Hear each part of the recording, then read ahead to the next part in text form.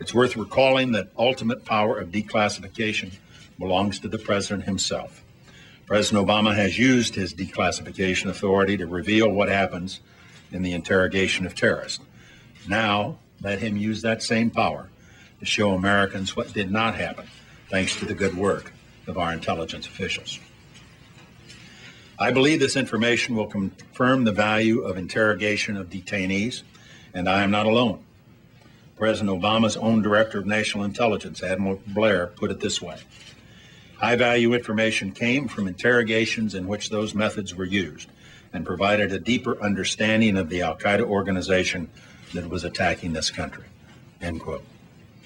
Admiral Blair put that conclusion in writing, only to see it mysteriously deleted in a later version released by the administration, the missing 26 words that tell an inconvenient truth. But they couldn't change the words of George Tenet, the CIA director under Presidents Clinton and Bush, who bluntly said, "I know that this program has saved lives.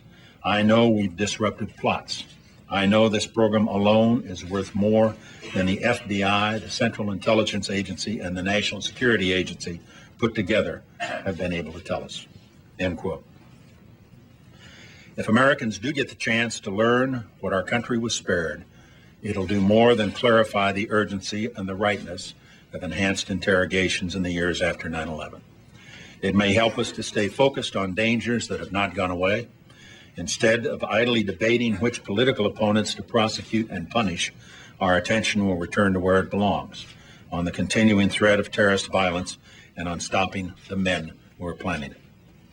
For all the partisan anger that still lingers, our administration will stand up well in history, not despite our actions after 9/11, but because of them. And when I think about all that has to come during our administration and afterward, the recriminations, the second guessing, the charges of hubris, my mind always goes back to that moment. To put things in perspective, suppose that on the evening of 9/11, President Bush or I had promised that for as long as we held office, which was to be another 2,689 days, there would never be another terrorist attack inside this country. Talk about hubris.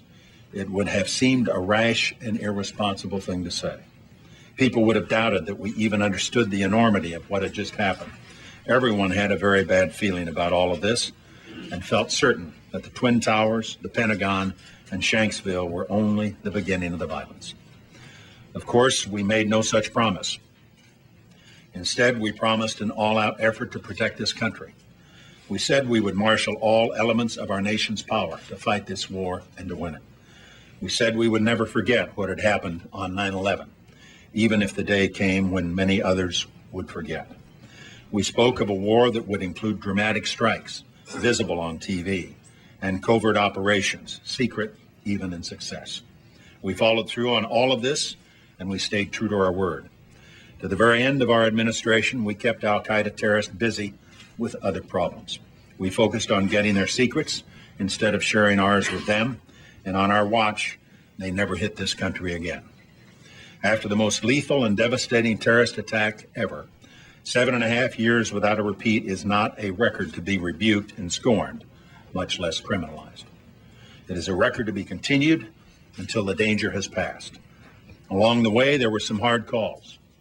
No decision of national security was ever made lightly and certainly never made in haste. As in all warfare, there have been costs, none higher than the sacrifices of those killed and wounded in our country's service. And even the most decisive victories can never take away the sorrow of losing so many of our own, all those innocent victims of 9/11, and the heroic souls who died trying to save them. For all that we've lost in this conflict, the United States has never lost its moral bearings. And when the moral reckoning turns to the men known as high-value terrorists, I can assure you they were neither innocent nor victims. As for those who asked them questions and got answers, they did the right thing. They made our country safer, and a lot of Americans are alive today because of them. Like so many others who serve America, they are not the kind to insist on a thank you. But I will always be grateful to each one of them and proud to have served with them for a time in the same cause. They and so many others have given honorable service to our country through all the difficulties and all the dangers.